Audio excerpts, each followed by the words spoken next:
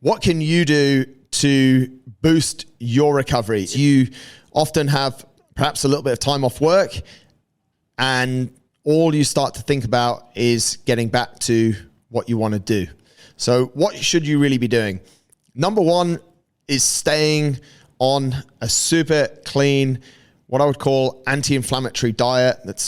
Again, the best diet for this is probably a paleo diet that has no processed food, no sugars in it, so that the body is getting as pure macro and micronutrients as possible.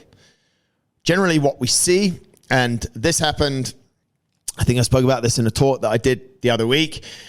When I was in hospital for a week, I had literally no end of chocolates brought in to the hospital.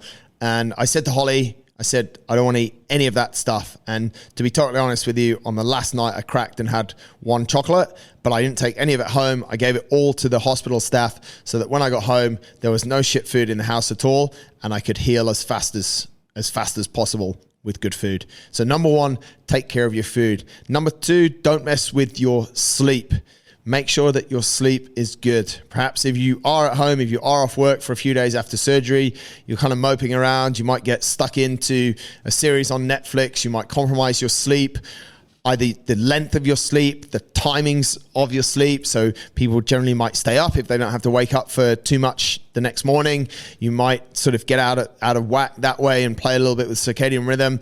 Continue to focus on your sleep. Try to sleep 9 to 10 hours a night. Try to get to bed within a few hours of it getting dark, so 8, 9 o'clock, and waking up when it gets light. That will be really, really helpful for your recovery because your body is in flow with circadian rhythm, and that is the best way that it works.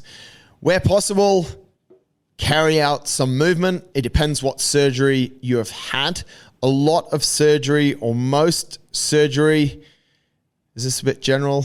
I'm going to use it anyway. I'm just trying to think of different sort of types of surgery that don't benefit from movement. There's not too many. Obviously, if you have had a major knee surgery, then to be moving around on it too much straight away is a problem. But even when we took Holly to the UK, she had open knee surgery. The next day, the surgeon wanted her on crutches, walking around, weight bearing a little bit in very small doses. And that's what we would do. We created a chart that she would move 5 minutes, 6 or 7 times a day. And we'd just tick off this chart to ensure that we have the right amount of movement. Lack of movement means lack of blood flow. Lack of blood flow means lack of nutrients, lack of petrol going into the problem area, which means that your recovery will often be quite delayed. So where you can, increase the blood flow. If you've done something with your shoulder and you can't move your arm up too much, can you get a ball in your hand? Can you get your balls in your hand? Can you get a ball in your hand and start to create some movement, some blood flow that way? You're going to get some natural wastage, especially when we have to restrict the movement around a particular joint, but we want to try and limit the time where we have really restricted movement, and we want to try and make sure we have blood. But that's something that obviously I have to be a little bit careful on because it is very specific to the injury and the surgery that you've had. So please, as with everything I'm saying, because I said at the top of the show, I'm not a doctor, but this is from a lot of experience with different injuries. Doctors should know best, but do they? And the final thing, and which is probably not surprising, being that we are on the Inner Fight podcast, is you can boost your recovery by taking care of your mindset. Linked to mindset is the environment that you're in as well.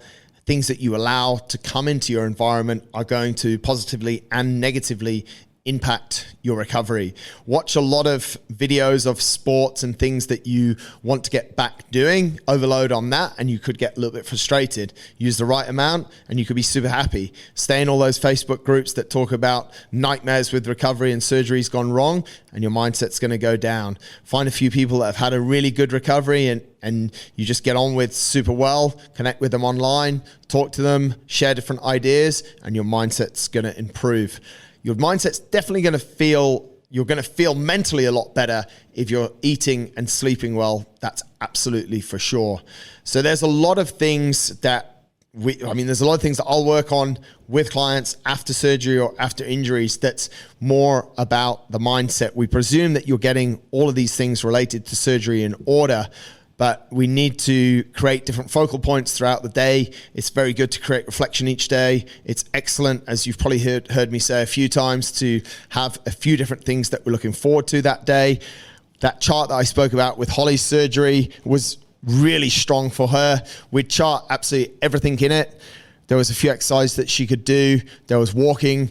We'd take videos of her walking. We'd take videos of the exercise. We'd also track basically how much she slept, what she ate. We charted out she had to take some tablets some medication. We charted that out. We had a goal to get off the medication as fast as possible. When you achieve goals, there's a certain amount of dopamine released. It's quite fun setting goals. It's quite fun having charts, which in the cold light of day sound a little bit tedious, and you're almost just setting things up so that you can get little wins each day. But if that puts you in a better mindset, then that puts you in a better mindset and you'll heal a lot faster.